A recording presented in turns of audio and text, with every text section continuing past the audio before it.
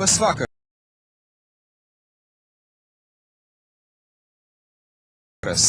Jūsų dėmesio speciali laida skirta artėjančiam referendumui dėl Lietuvos stojimo į Europos Sąjungą. Eurointegracija paveiks daugybę gyvenimo sričių, bet šį vakarą mes esame sutarę šnekėtis apie poveikį šalies ekonomikai. Tad pristatysiu mūsų svečius. Svečiai agintuojantis pasakyti taip referendume. Tai Viktoras Uspaskich, Seimo ekonomikos komiteto pirmininkas. Kazimiera Prunskienė, Seimo valstiečių ir Naujosios demokratijos partijų frakcijos seniūnė. Eugenijus Maldeikis, Seimo liberalų demokratų frakcijos seniūnas. Toliau mūsų svečiai agintuojantis pasakyti referendume ne.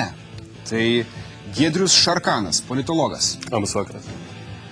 Albertas Koviera, verslininkas. Labas vakaras. Ir Rolandas Paulauskas, Tautos pažangos partijos vadovybės narys, nepriklausomybės akto signataras. Labas vakaras. Sveiki atvykę į mūsų laidą.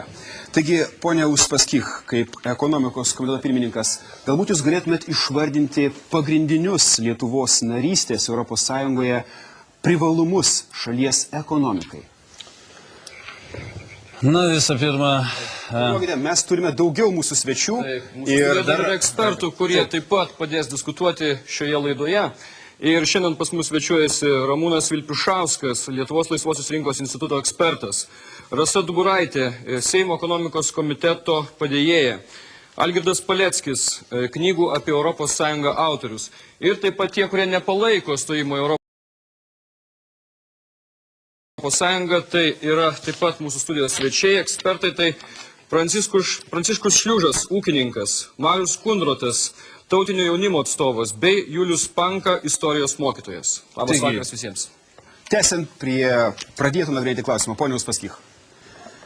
Atverus sienas į įsitraukius, taip sakant, įsitraukimas į Europos Sąjungos erdvę ir į civilizuotą erdvę, dauguma teigiamų dalykų yra net neįkainuojami, todėl kad jau sakyti, kad ir teisinė prasme, daleiskime, ne? Ir verslo teisė, mokesčių administravimo teisė, naujos technologijos, tai reiškia modernizavimas, saugumas, tai iš vis sunku įkainuoti, kiek tai kainuos saugumas įsitraukius į civilizuotą pasaulį. Ir aišku, tai irgi ir ekonomikai atsiliepia labai stipriai. Ir aišku, tiesioginė nauda, tai vieninga muitų sistema. Tai net paneigti sunku, kiek gali atnešti teigiamų dalykų. Galimybė eksportuoti, investicijų į mūsų šalį. Na ir aišku, pirminį paramą iš Europos Sąjungos, tai yra modernizavimas, infrastruktūros gerinimas, net ir socialinis problemos sprendimas. Tai dauguma tokių dalykų, kurį galima vardyti, galų gale pirmą paramą, kurį iš karto ateis pas mus, tai yra energetika, transportas, aplinka, sveikatas ir socialinė infrastruktūra, pramonė ir verslas, turizmas, informatika. Švietimas, užimtumo priemonės, žuvininkystė, kaimo plėtra, žemės ūkis. Tai yra tiesiog tai, ką yra iš tikrųjų. Galų gale, nežinau, ką jūs kalbėjote, nors reikia žinoti, ką jūs kalbėjote kituose laiduose, iš vis įsitraukimas į bendrą civilizuotą erdvę, paprastam žmogui, iš vis piliečiai, atvers didesnį galimybį ir aš visą laiką sakiau, nors ir kalbama, kad šalis praras šiek tiek suverenitetą, bet žmogus atras daugiau. Jis bus didesniam pasaulyje, teisėtam pasaulyje. Dėkui, ponas Uspaskich. Pone Šarkanai, kaip jūs vertinate tos privalumus šalies ekonominiam gyvenimui, kuriuos išvardijo jūsų oponentas? Visų pirma, aš norėčiau trumpai atkreipti mūsų žiūrovų dėmesį jau įsivažiavusią propagandos kampaniją. Labai primena pačias prasčiausias kai kurių kandidatų prezidentų kampanijas. Keista, kad Lietuvos žmonės yra bandoma tai primityviai apgauti, tačiau vienas propagandos aspektas ypatingai piktina ne tik stojimo Europos Sąjungą priešininkus, bet ir šalininkus ir, manau, daugelį mūsų žiūrovų. Aš turiu omenyje dabar paplitusias kalbas apie Lietuvos ėjimą į Europą. Ir tą banalią frazę "būkime europiečiais", kuriuos spėjo tapti keiksmažodžiu, kurią matome ant kiekvieno kampo ir kiekvienoje televizijoje. Ir tam, kad negaišti laiko ten tuštiem ginčiams, aš pateiksiu mūsų oponentams daktinius Taip, jūs įrodymus. priminate Europos žemėlapį, kuriame jūs esate pažymėjęs Lietuvą, vedęs Taip, mūsų Raudonas žiūrovams spalva. norėčiau parodyti, kad Lietuva yra pačiame Europos centre. Mes ją apėtėme, kad mūsų oponentam būtų lengviau ją rasti. Va, taigi Lietuva yra Europos centras ir mums niekur nereikia eiti. Mes buvome, esame ir būsime europiečiais vien todėl, kad esame lietuviai. Bet visai šalia yra Baltarusija.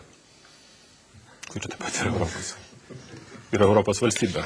Galite Taip, bet tai šiuo atveju mes šnekam. Plaukit, duokit man. Prašau. Ir taip pat dar prašyčiau mūsų oponentų gerai studijuoti žemėlapius, galbūt perduoti savo kolegoms ir labai prašyčiau perduokite tiems berašiams propagandos kampanijos organizatoriams, kad jie nustotų taip begėdiškai meluoti ir pikinti Lietuvos žmonės.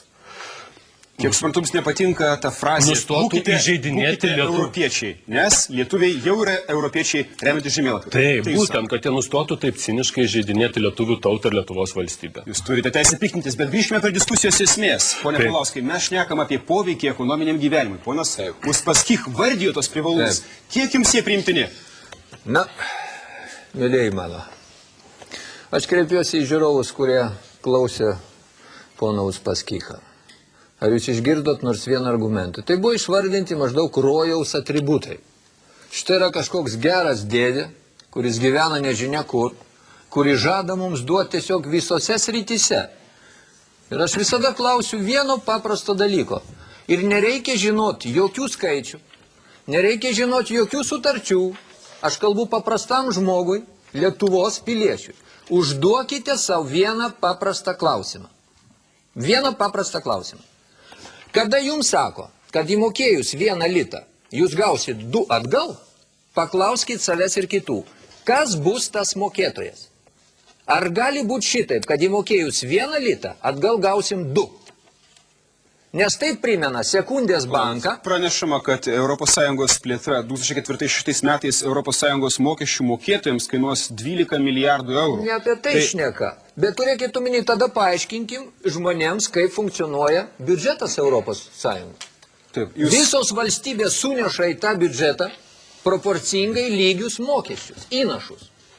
Ir po to iš šito biudžeto yra finansuojama Palestina, Afrika, išlaikomi Briuselio spindintys rūmai, visi biurokratai ir tai, kas lieka, grįžta atgal valstybėms.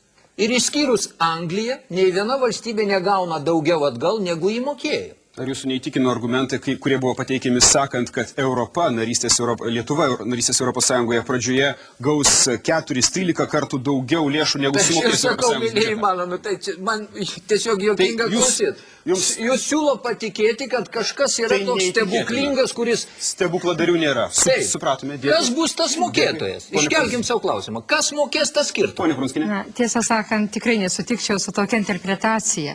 Iš tikrųjų, Tai jūs mes tik neturėtumėm... atsakykit, kas mokės. Gerai, bet leiskit man pasakyti. Tai aš ir prašau. Mes turbūt nelaukiam, kad Europa atneš ant mūsų stalo didelį gatavą pyragą. Ką Bet tik pasakė ponas Uspaskichas. iš kitos pusės, būtent Europoje yra tos mielės, kurios padės mūsų pyragui išaukti didesniam. Tai vėl yra emociškas Ne emocijos. leidinys. Atleiskit, bet- Kokiu būdu?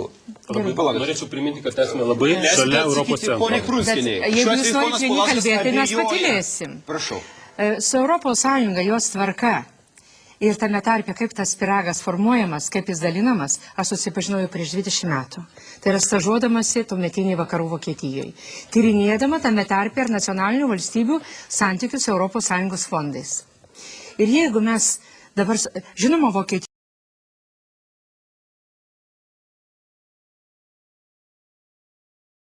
buvo ar bus ta grynoji mokėtoja, tačiau naujos valstybės, kurios įsijungia ir kurioms... Nelygiom sąlygom.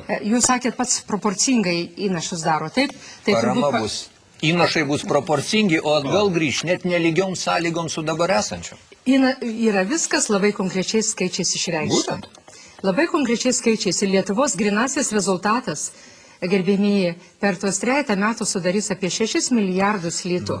Tai yra faktas. Tai yra skaičiai, kurie yra pagristi. Nu, negalima šito palikti be komentaro. Nes jūs Gerai, kalbate dabar aš apie pasakysiu, virtualius iš kur- pinigus. Kodėl virtualius Ne pinigus? virtualūs pinigai. Kitas dalykas. Struktūrinių fondų pinigus Bet jeigu turite jūs omeny? truputį pakentėtumėte Palaukit, porą palaukit. minučių, tai būtų tada Paskui aiškiau. nukrypsim Pone nuo Paulauskai, temos. palaukit. Ne, nuo temos nukrypsim. Reikalas tas, kad ta bendra nauda ilgainiui formuojasi per didesnį ūkinį aktyvumą visoje Europos Sąjungoje, per Mažėja galimybę šiandieną. daugiau gaminti ir daugiau parduoti, Šiandien sukurti mažėja. daugiau vietų, todėl Darbo kad vietų Europa mažėja, taip pat įsisavina Europai. naują erdvę ir mes įsikomponuojam į šitą erdvę. O jeigu jūs tuo abejojate, tai žinoma, abejoti visada galima. Skaičiai rodo, Kitas ką dalykas.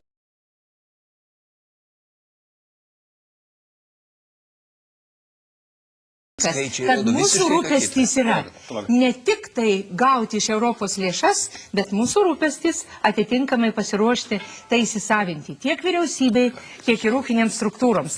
Kitaip tariant, tą galimą paramą mes galime ir praganyti, jeigu mes aktyviai nedirbsime ir vyriausybė Kitaip sakant, nepasirūpins. ponė Prunskienė teigia, kad yra geras dėdė vakaruose, kuris nori maitinti. Nėra geras dėdė. Tas dėdė taip pat 80 kartu nori 80 augti su milijonų. mumis visais. Palaukit. Po Bet vieną. 40 milijonų Lenkų irgi tikisi gauti daugiau negu įmokės. Tai kažkas turės dengti tą kas skirtumą. Dėl Įvykti, gero kad dėdės. staiga viskas Paklauskime pasikeistų. pono Tai Uspaskich. blogąją Kas bus tas pusę. mokėtojas? Jūs taip ir Pono neatsakėte. Uspaskich, dėl gero dėdės. Kas bus tas mokėtojas? Visų pirma, aš noriu atsakyti į teiginius apie Lietuvą ir Europą. Aš sutinku, Lietuva randasi geografiniai Europai. Ir centre, ir net galiu pasakyti, Kitainiai, tai yra centriausias. Vienas dalykas. Antras dalykas. Mes dabar kalbam apie civilizuotą, teisinį ir ekonominį bendryją, Europos bendryją. Ir mums ten būtina ateiti. Štai Jūs norit pasakyti, Lietuva dabar nėra civilizuota teisinė valstybė? Tai vėl įžeidžia Lietuvą vėl. Ne ant tiek, kaip yra... Pasakyti, jūs esate Lietuvos pilietis. Ponas Lietuvos Paulauskas pilietis. iškėlė Tai klausimą. pasakyk. Ponas Paulauskas suabejojo, ar Tai Lietuva- pasakykit, kaip jūs Palaukit, jaučiate ponai. tą trūkumą Būkite civilizacijos. racionalūs diskusijai. Ponas Papasakokite Paulauskas žmonėms, kaip suabejojo, jūs ar jaučiate. tikrai Lietuva bus paremta Europos Sąjungos. Tiesiog mes gausime bus tas pakankamai daug mokėtojas? pinigų. Kas Mes bus matome- mokėtojas? Tai gerbėjai, leiskite klausimą. kalbų skaičiamis. Ne, Vienam gyventojui, nu tai aš skaičius, Bet todėl kas kad yra mokės, aš klausiu? Kas Nu, mokės? gerbiamasis. Stipriausias Europos Sąjungos Stipriausias valstybės. Europos Be Sąjungos abejo, valstybės. be abejo. Lenkija, Rumunija, Bulgarija, Prie ko jūs šias. dabar Taip, vardinat tai kandidatus? visos pretenduoja į tuos Yra pinigus. dėryba. Ne tik Lietuva. Palaukit, Pone Maldeikiai, kas mokės? Kas mokės? Kas mokės? Mes iš karto apie pinigus. Europos O tai Sąjunga yra, ekonomika, kas palaukit, ne leiskit pinigai? pasakyti. Palaukit, Ir yra daugybė vertybių. Ir dabar kokia yra situacija, jeigu kalbėt, kur mūsų privalumai? Realiai pažiūrėkim, per paskutinius 12 metų, kai mes nepriklausomai esam Lietuvoje, mūsų ekonomika yra užspausta iš dviejų rinkų, dviejų galingų rinkos blokų. Viena, tai yra buvusi NVS ir Rusija, kur mes nesam lygiaverčiai partneriai, mums bet kada gali įvesti bet kokius muitus, įvežant prekes, tas buvo ir ne vieną kartą, tie režimai yra. Ir yra įvesta daugybė. Ir mes esam nelygiaverčiai partneriai šiandien su ES šalim. ES, žinot, įkurta tai buvo muitų sąjunga, pirmiausia, ekonominis blokas. Iš kur atsiranda pinigai, aš jums pasakysiu. Neatsako, Keletą kas žodžių. mokės. Aš dabar atsakysiu. Kas dėl pinigų. mokės? Dabar. Vienas didžiausių privalumų greta viso šito, kai daug šalių ekonomikų susijungia į vieną didelę ir iš to gaunamas didžiulis rinkos efektas. Jūs apie Na, kokį palaukit, nešnekate? aš dabar apie pinigus konkrečiai. Kas Dabar mokės mums Europos, tą iš kur skirtumą, pinigai va ten? atsiranda, aš jums pasakysiu. Jūs sakote iš šalių įnašų, ne tik. Dabar ES biudžetas 2003 metų yra praktiškai 100 milijardų eurų, 98 milijardų eurų. Pusė iš jų eina žemės ūkį. Iš kokie šaltiniai dabar yra ES? Įnašai yra viena tik tai dalis. Tai yra muitai, kuriuos moka. Muitai, kur įvažiuoja prekes, nesvarbu, Ispanijoje ar Vokietijoje, jie eina ES biudžetą. 25 grįžta. Ir yra diskusija apie tai, kas ką mokės. Mes pratęsime po reklamos. Pratęsime iškart po reklamos pranešimų. Schwarzkopf pristato Dry Weather Taft. Londonas, lietus. Šukuosena su Taft ypač stilinga. Saharos dykuma – saulė. Šukuosena su Taft nepriekaištinga. Rio vėjas. Šukuosena su Taft atrodo idealiai. Dry Weather Taft. Visada tobula. Beveik visada. Dry Weather Taft. Schwarzkopf. Profesionali jūsų plaukų priežiūra. Dalyvaukite Jėvinės gimtadienio akcijoje. Pirkite Jėvinės gaminių ir laimėkite naudingų prizų. Sveiki, aš ir vėl čia. Rex skalbėmieji milteliai su aktyviaisiais perlais. Jei reikia net įsisenėjusias kėles už mažą kainą. Rex su aktyviaisiais perlais. Gudrus skalbimo būdas. Jubiliejinis 10-asis festivalis Jauna muzika. Visą savaitę trunkanti elektroninės muzikos šventė. Balandžio 9-16 dienomis E-muzika 2003 pristato žymiausius Rusijos, Suomijos, Austrijos, Švedijos ir Lietuvos elektroninės muzikos projektus. Koncertų vieta – Tolerancijos centras Naugarduko gatvėje ir Nacionalinis dramos teatras. Pagrindiniai rėmėjai – Sintagma, viešbučiai Europa, NALF, Lietuvos rytas, LRT, Daidas. Nežinau, ar pavyks visą tai išvalyti. Nagi, pažiūrėkim. Aukšto slėgio valymo įrenginiai Kercher greitai nuplaus ir puriniausius daiktus ir tavo kiemą. Visko pasirūpins Kercher. Buitiniai aukšto slėgio valymo įrenginiai Kercher išvalo viską.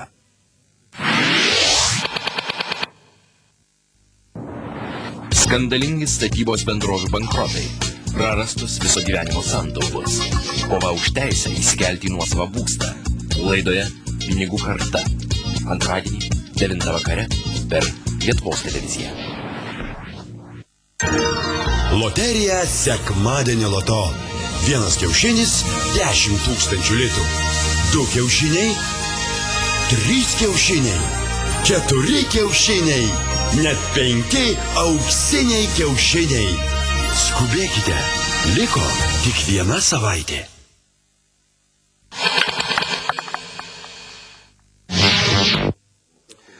Taigi mes kalbamės apie tai, koks Lietuvos stojimo į ES ekonominis efektas. Iš tikrųjų nuskambėjo tam tikros mintis ir buvo kalbama apie tai, kasgi mokės už mūsų stojimo į ES.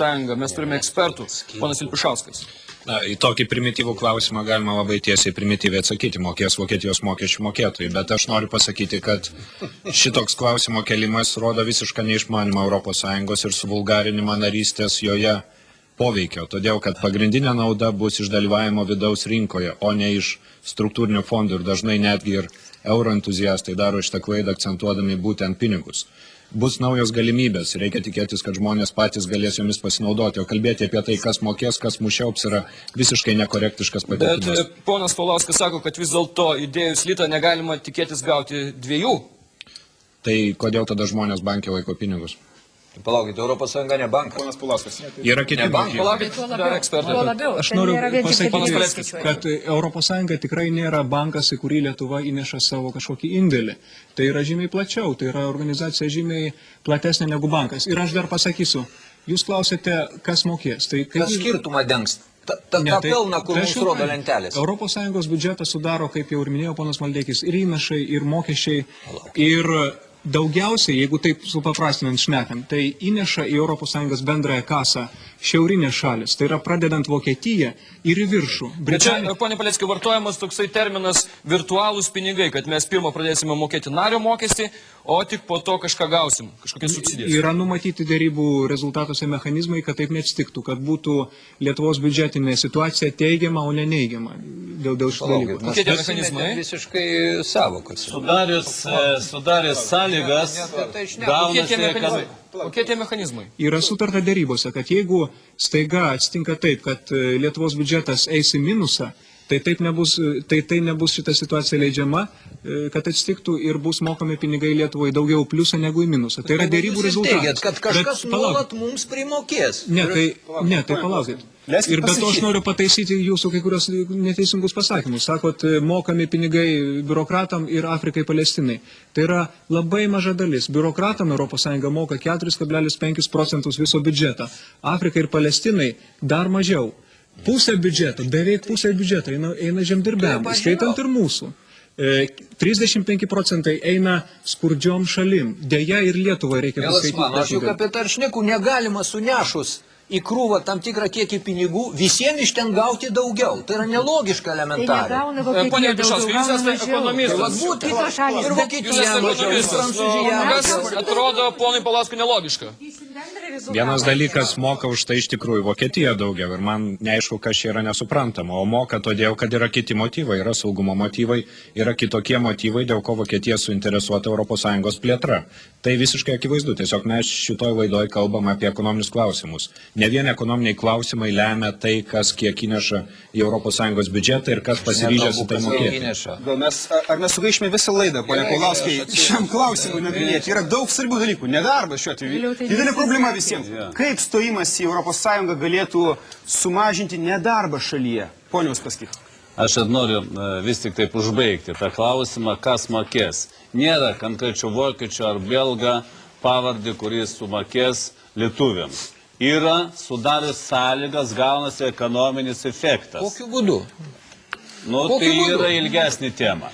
Ekonominis efektas mokės, tai vienas dalykas. Muito mokesčiai mokės ir galų galę perteklinis prekis, kuris bus eksportuojamas iš ES ir jis mokės kaip tik tą įnašą, kur sudaro 98 milijardai litų eurų.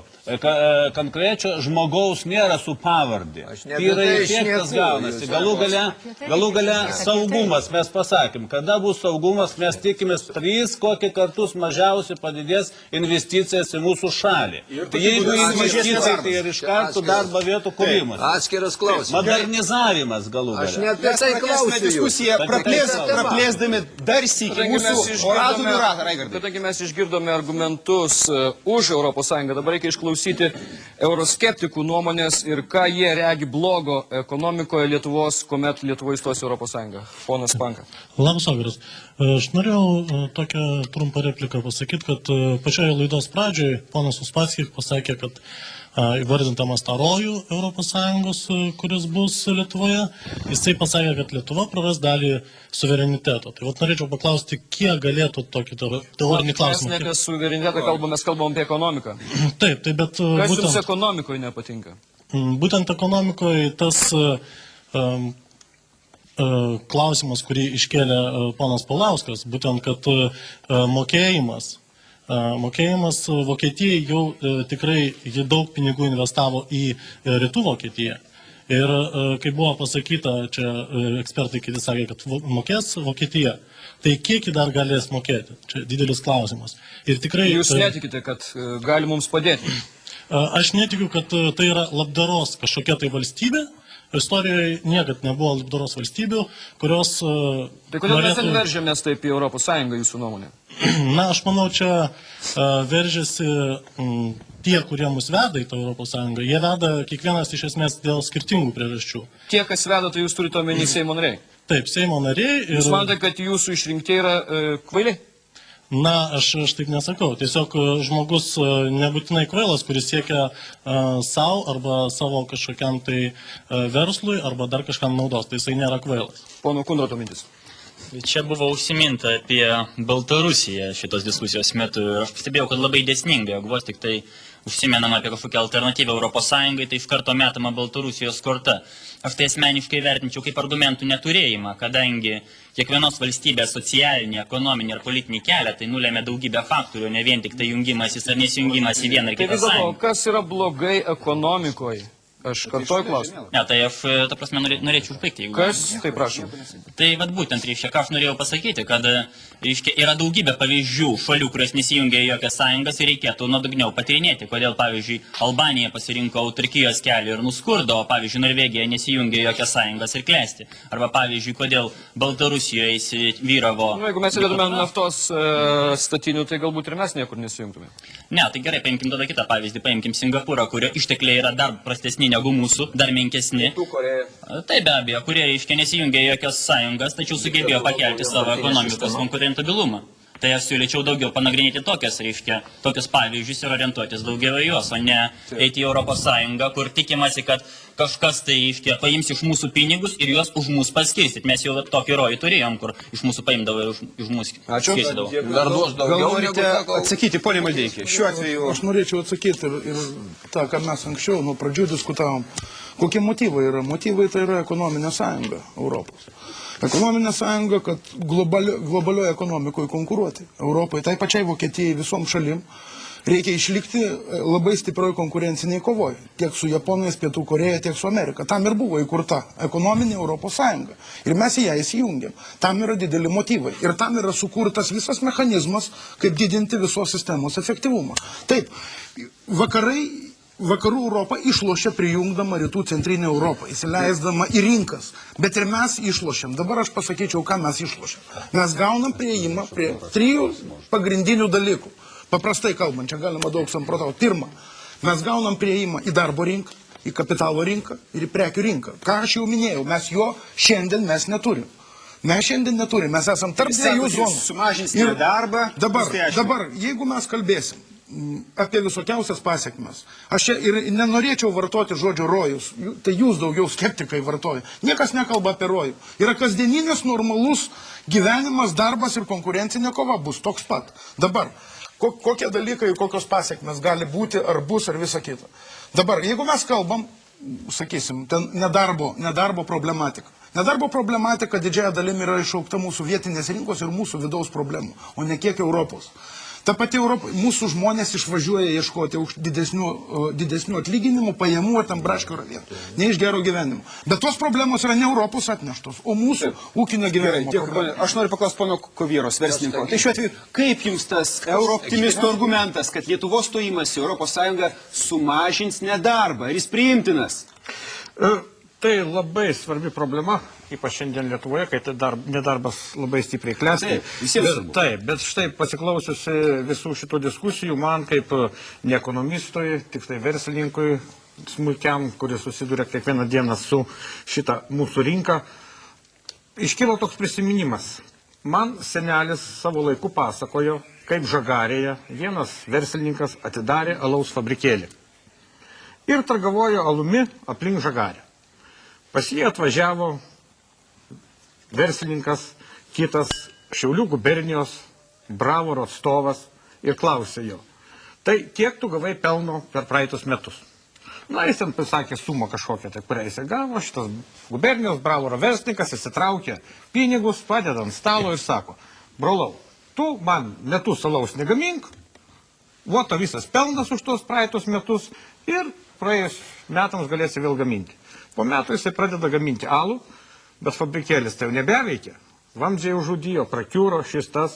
Jis pasiima tos pinigus, kurios gavo už metus, suremontuoja fabrikėlį, pradeda gaminti alų, bet jo alaus jau niekas nebeperka.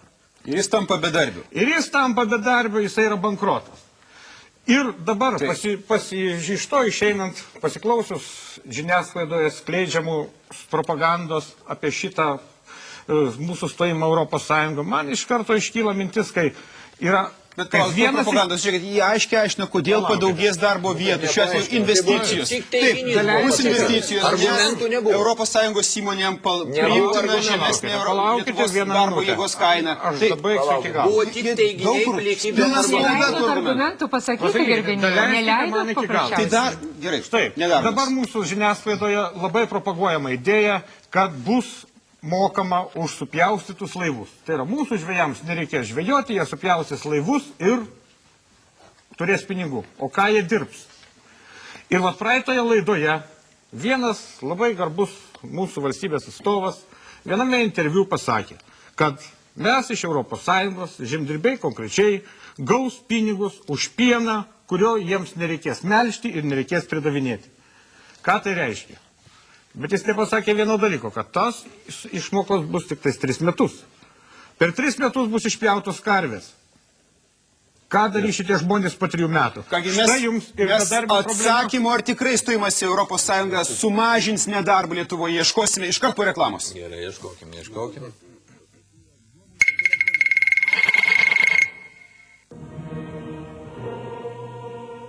Dainų šventė taip pat reta kaip olimpiados, dėl to jinai tokia laukiama. Kita vertus, tai įspūdingas renginys, kaip AC/DC koncertas ir pagaliau tai vienintelė proga, kada lietuvos tauta susirenka ne piketuoti ir prieštarauti, o tiesiog dainuoti ir šokti.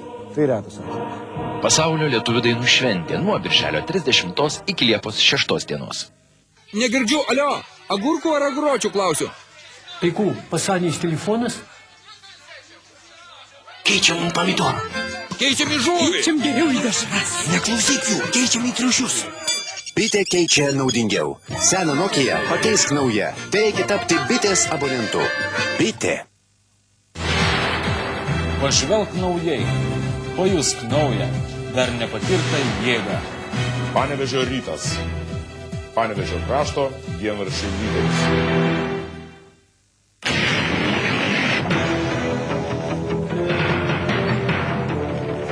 Kiekvieną pavasarį Lietuvos padangę padengia dūmai deginamos žolės.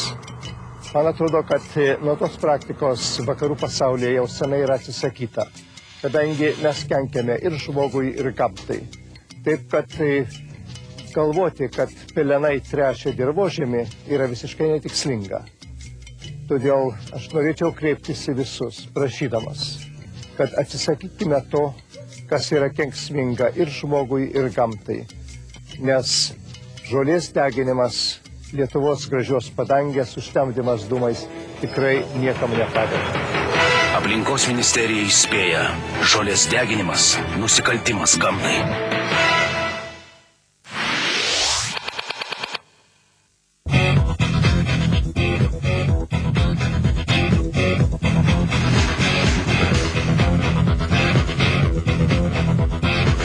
Kiekvieną pirmadienį 22 val. Kultūros namai su Aiste Mažutyte. Iki. Aerodrome išbandysim turbūt naujausią lietuvišką lėktuvą. Tai 6. prieniškio aviakonstruktoriaus Rolando Kalinausko kūrinys, pavadintas Magija. Kaip įprasta ir vėl Kalinauskui pavyko, juokavo lakūnai Pociūnų aerodrome. Kągi, turim gerą progą įsitikinti, ar visa tai tiesa. Aerodromas pirmadieniais, 23 val. 30 minučių. Sveiki, jei rytoj įsijungsite Labą rytą, sužinosite, kokie pavasario ir vasaros mados vėjai siaus mūsų garderobe. Patars drabužių dizainerės Jolanta Rimkutė ir Ieva Ševiakovaitė. Taip pat laidoje iš taikos palaikymo misijos Kosove grįžusių karininkų teirausimės, kiek sunkus ir pavojingas buvo jų darbas. Su psichologijos ekspertai aiškinsimės, kaip išvengti konkuravimo tarp vaikų ir kaip malšinti besimezgantį jų pavydą. Mes keliamės 4, kad jūs įsijungtumėte 6. Iki pasimatymo.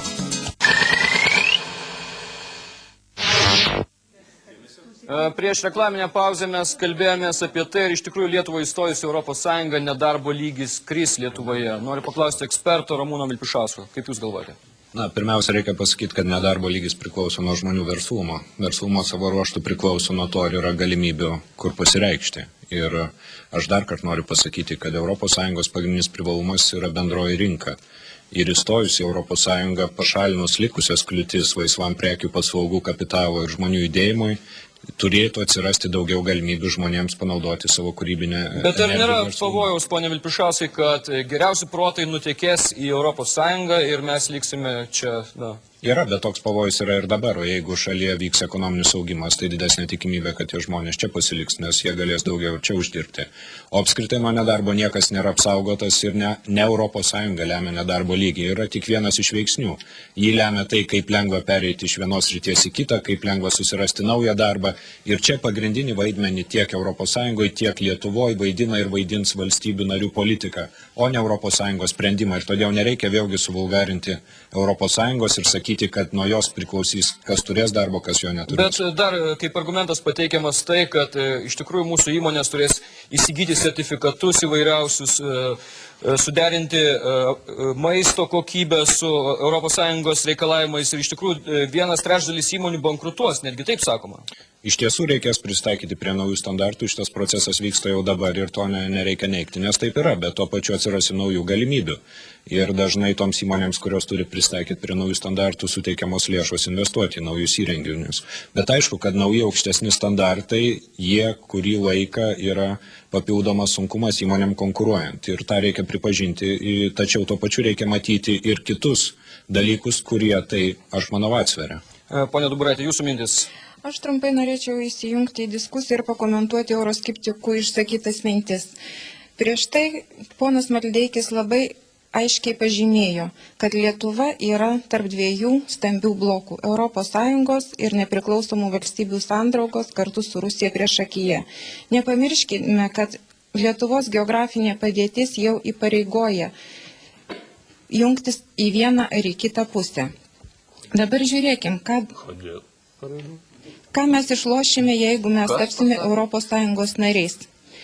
ES valstybės neveltui vadinamos tam tikrų klubų, kurioje visas žaidimas vyksta pagal tam tikras taisyklės ir principus. Tai gal sutiksite su manim, kad vis dėlto geriau dalyvauti tame žaidime pagal tas pačias taisyklės ir principus?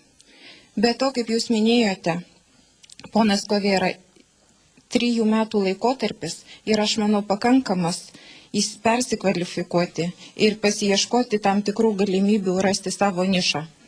Ačiū. Tai vis dėlto, grąžinant mūsų diskusiją į vėžės, aš noriu paklausti pono Uspaskich, tai sudėjus visus žmonės, kurie praras darbą dėl to, kad jų įmonės konkuruos su europietiškom įmonėm, turės persikvalifikuoti, ir taip pat sudėjus skaičių žmonių, kurie gaus naujas darbo vietas dėl ES investicijų, suvedus viską, mes gauname rezultatą sumažėjusi nedarbą Lietuvoje. Aš taip suprantu. Jūs tai sakote? Aš noriu pasakyti, kaip tik gerbiamą verslininką, teiginį, kad buvo kažkas sumokėjęs jam, kad jis negamintų ir jis paskui praranda rinką. ES viršūnė buvo sutarta, kad kandidatės būtinai turi pasirengti taip, kad jų kandidačių įmonės galėtų konkuruoti su ES įmonėmis. Tai yra viena iš sąlygų įstojimui. Jeigu Lietuva nebus paruošta, o aš ir nesenai kalbėjau ir vyriausybė pranešime, kad būtina lieka dar metus laiką. Būtinai reikia modernizuoti kompanijas, įmonės Lietuvos, kad jie galėtų konkuruoti. Tam šiandien ir skiriamas lėšas iš vyriausybės programų, iš valstybės biudžeto ir taip toliau, ir jau pradėjo eiti ES paramą tam, kad modernizuoti ūkį, tam, kad pagerinti, patobulinti infrastruktūrą ir taip toliau. Galų gale, aš suprantu, su jumis bus sunku šiandien kažką tą kalbėti. Mano paprastas klausimas.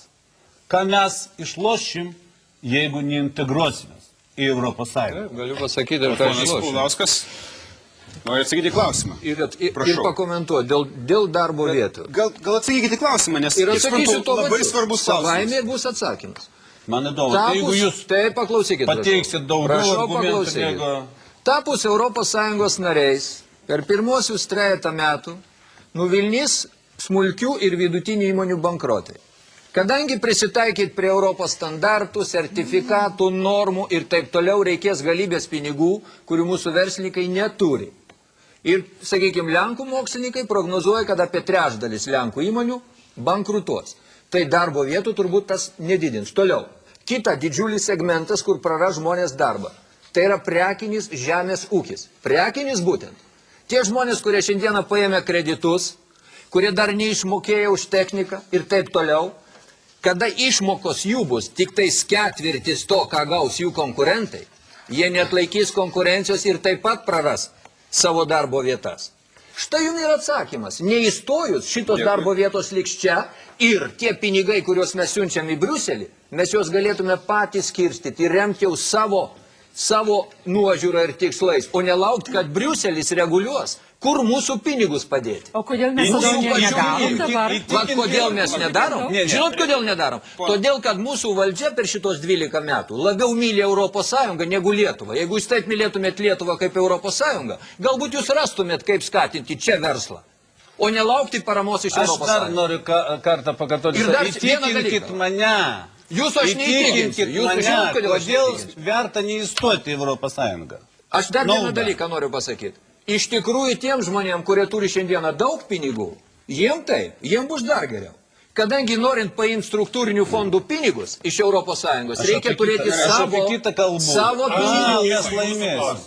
Aš atsakysiu mūsų klausimą. Mes turime susilaikyti nuo skubaus stojimo Europos Sąjungą. Aš pritariu Lietuvos integracijai Europos Sąjungą. Mes tikrai turime ten kad nors įstoti, bet šita sutartis yra tragiška. Mūsų vyriausybė nesugebėjo sudėrėti.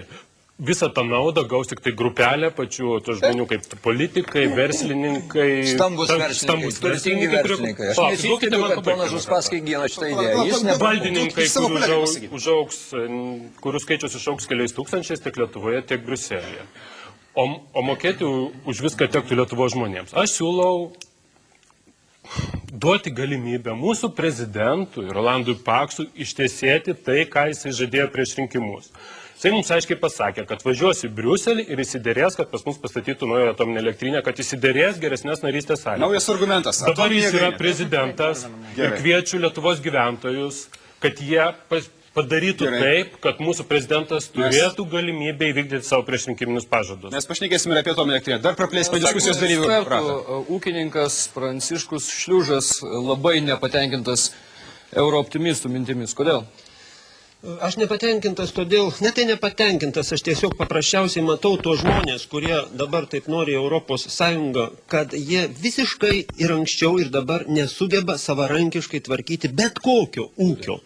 Ir štai jų bandymas eiti... Ponas Uspaskichas, kiek suprantu, sugeba. Jis, matot, savo, taip, galbūt mažą ūkelį, bet jie masto visai nevalstybiškai. Ir toks elementarus argumentas, jie kalba apie atsiveriančią rinką ir patys sako, kad Europos Sąjungos rinka yra perpildyta. Jūs man pasakykite, ar tai laimė eiti į turgų, kuriame yra 10 maišų bulvių, žinant, kad ten tik vieną maišą nupirks ir tu pastatai 11 maišą bulvių. Ką jūs suote? Tai čia yra paprastas siūlymas toliau. Jūsų kategoriškas įsakymas. Turėti savo Europos Sąjungą visiškai ar kada nors? Ne šiom sąlygom. O kokios turi būti sąlygos jūs nuomonė? Sąlygos kaip dorame kooperatyve. Mes turime štai tokį ūkį. Ir štai tokį ūkį jūs mylėkite, o nepasakykite mums. Tai abstrakcijomis kalbate.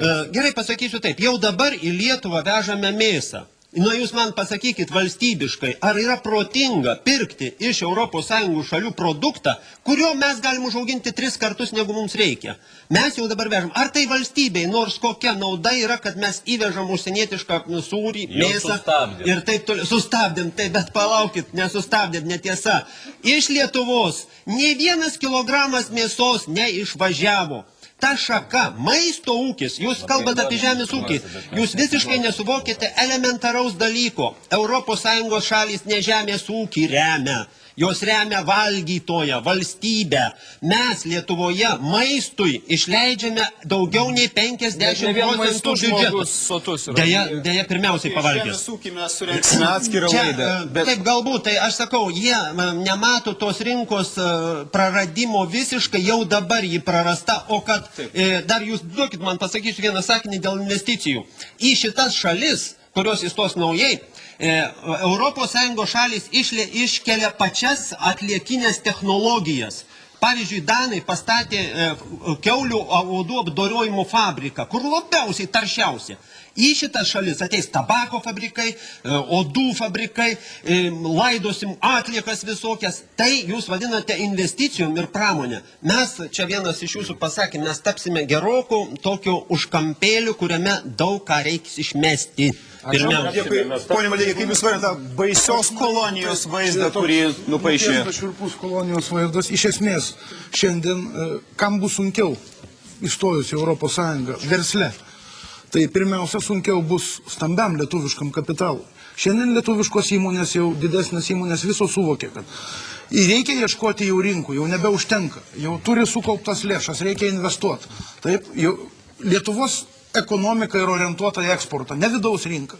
Ir jiem reikės atlaikyti didžiausią konkurenciją. Kalbant apie smulkų verslą, vidutinį, paslaugos ir prekės, kurios nekonkuruos kavinė prie Aukštadvario su kavinė Vokietijoje prie plento ten stovinčia. Smulkus verslas dirba vidaus rinkoje. Ir čia nuo mūsų pačių priklauso, kaip bus stambaus ir smulkaus kapitalo santykis, kas ką ten dusina. Ir ES tam ir sukūrė daugybę mechanizmų ir saugiklių palaikymui smulkaus verslo. Nuo įvairiausių fondų ten ir pagalbų smulkiam verslui. Ir Europos šalyse, pažiūrėkim, kaip puikiai klesti smulkus verslas ir šeimininis verslas, kadangi jiems sudėti saugikliai, kad jis galėtų gyventi kartu su stambiu. Dar svarbus klausimas vis dėlto. Jūs bent kas buvote išvažiavę, tą turbūt matėte. Ką iškėlė ponas Šarkanas, dalis vadinamųjų priešininkų Lietuvos stojimo Europos Sąjungą dabar iš tikrųjų yra už stojimo Europos Sąjungą, bet jiems nepatinka sąlygos. Galbūt tikrai atradus trūkumus, apie kuriuos šie žmonės kalba, būtų galima persidėrėti, ponia Prunskienė. Gal neverta? Aš pirmiausia norėčiau, kad mes išskirtumėm du dalykus. Viena, tai yra galimybės, kurias teikia narystė Europos Sąjungoje. Ir tos sąlygos, kurios susidėrėjom, jos neidealios, bet nėra ir tokios blogos. Ir antra pusė, tai yra kiek... O kodėl negalima dėrėtis toliau, kaip siūlo ponas Šarkanas? Kiek pati Lietuva, jos derybininkai ir pirmiausia visa vyriausybė pasirūpino, kad per eilę metų, ir net ne viena, o visa eilė vyriausybių, stiprėtų ir taptų konkurencingų mūsų ūkinis sektorius, ūkiniai subjektai. Ir ypatingai tai būdinga maisto ūkiai. Kas dėl maisto ūkio, atleiskit gerbėjimieji, aš turiu pagrindo teikti, kad su ES tvarkais, jau sakiau, susipažinusi prieš daugybę metų ir matau, kaip tas procesas vyksta iki šiandien. Žinoma, jeigu šiandien Lietuva įstojusi ES turėtų tas sąlygas, kurios turėjo Europos šalys, žemės ūkis, maisto sektorius apskritai prieš 20 metų, tai aš būčiau ne tik eurorealistė, tai yra santūriai, bet palankiai vertinanti narystė, bet būčiau didžiulė eurooptimistė. Sąlygos, žinoma, pasikeitė kaimui ne pačia geriausia linkme. Tačiau vis tik tai ta narystė sudaro galimybės žingsnis po žingsnio stiprėti ir iš tikrųjų išgyventi, o ne tik tai dirbti. Klausimas yra toks, sandėris gali patikti daugiau arba mažiau, bet jie siūlo tą sandorį peržiūrėti, ar mes turime laiko? Na, aš tai, ką norėčiau pasakyti. Ar mes turime laiko peržiūrėti sandėrį? Aš norėčiau štai ką pasakyti. Ir įsidėrės geresnės sąlygas. Na, aš pasakysiu konkrečiai, pavyzdžiui, kad ir dėl Ignalinos atominės elektrinės reaktorių sustabdymo. Mes Europos Sąjungoje pasakėm. Ir beje, aš prie šito asmeniškai prisidėjau, kaip ir kolega, ir kaip ir kolegos mano, jog jeigu nebus užtikrintas reikalingas finansavimas tiems projektams, tai Lietuva prates reaktorių eksploatavimą. Tai yra tik tai fragmentas, bet reikalas tas, kad mūsų finansinės sąlygos išsiderėtos iki 6 metų. Ir jeigu vyriausybės atsipalaiduos, rimtai nedirbs, dėl kiekvieno klausimo skirai.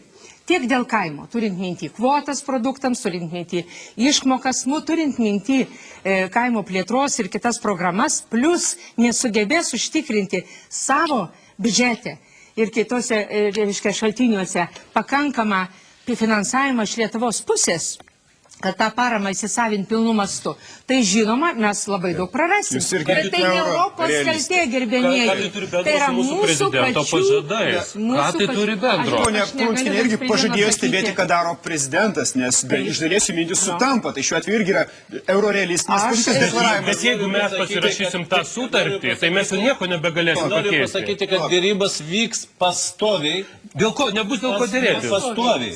Nebus dėl ko dėrėtis. Europos Sąjunga tai yra lygiaverčių šalių sąjunga.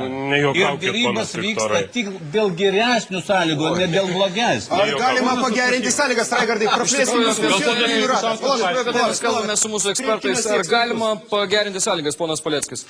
Be jokios abejonės. Aš dirbau 3 metus ambasadoje Briuselyje. Ir Briuselis tai yra nuolatinės dėrybos. Kas dieną, kas valandą, kas minutę. Tai viena. Antras dalykas. Aš noriu ponui Paulauskui klausimą užduoti. Pasakykit man valstybę, ES narę, kurią narystė būtų nuskurdinusi. Pasakykit man, prašom, 3 ar 4. Aš jums pasakysiu valstybės, kurios išlošė dėl narystės. Bet aš tik tai po jūsų atsakymą. Prašau, ponia Paulauskai, atsakyti. Prašau. Graikija, Portugalija ir Ispanija. Minimali alga 400 eurų. Prancūzija, Belgija, Olandija. Minimali alga apie 1200 eurų. Skirtumas 3 kartai. Kai buvo, taip ir liko. Toliau. Portugalijoje alga vidutinė. Tik 1,5 karto viršyje mūsų alga panašiai. Skirtumai tie niekur nesidėjo.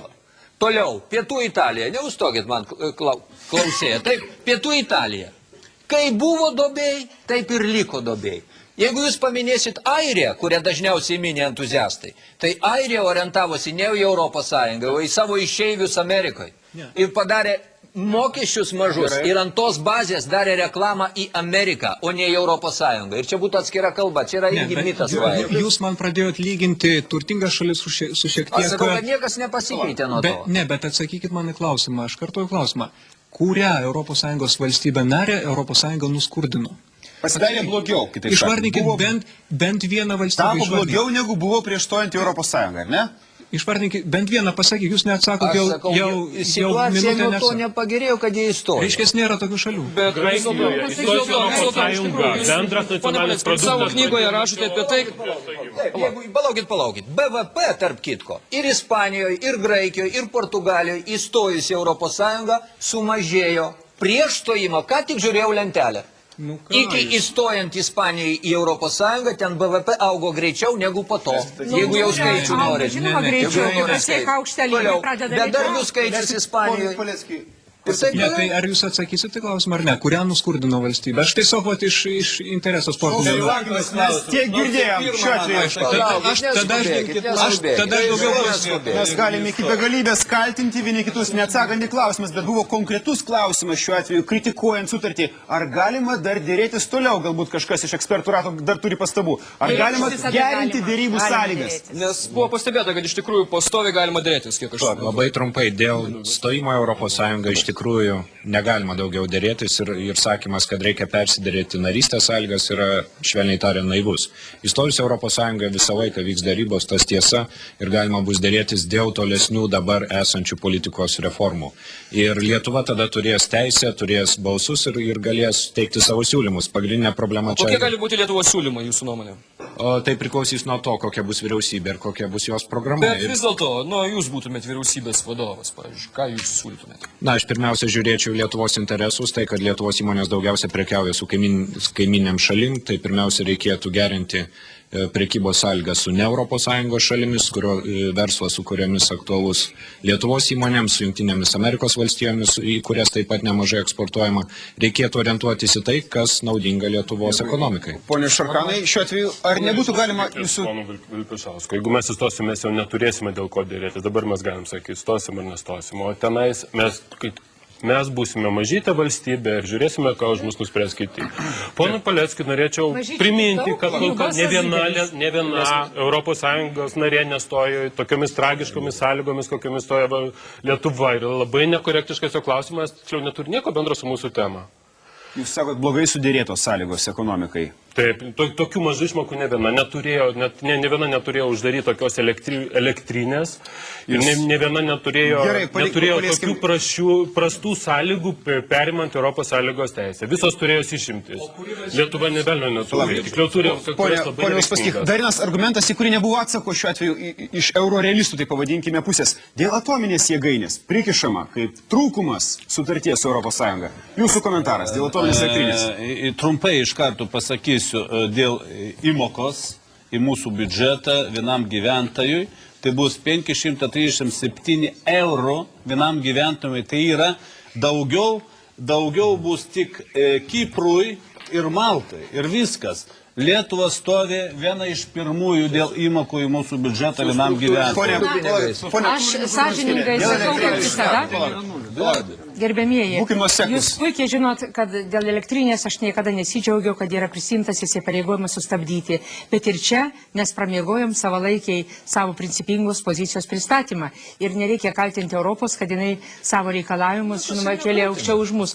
Bet dabar yra klausimas apie tai, ar mes sugebėsim ir toliau įsisavinti tą paramą, kuri galima dėl veikiančių reaktorių sustabdymo, ar mes nepabandysim dėl antro reaktoriaus pasidėrėti, kad jis galimai ilgiau būtų eksploatuojamas, o jeigu mes laukiam, kad naujus reaktorius pastatytų Europą, tai tiesą sakant, kalba eina ne apie tiesioginį finansavimą, kalba eina apie investuotojų suradimą Europos Sąjungoje ir nebūtinai Europos Sąjungoje, jeigu mes įrodom, kad būtent tie nauji reaktoriai gamins pigesnę energiją ir mes sugebėsim ir vidaus rinkoje, ir Europos rinkose su ją konkuruoti. Labai trumpai, ponas Koviera.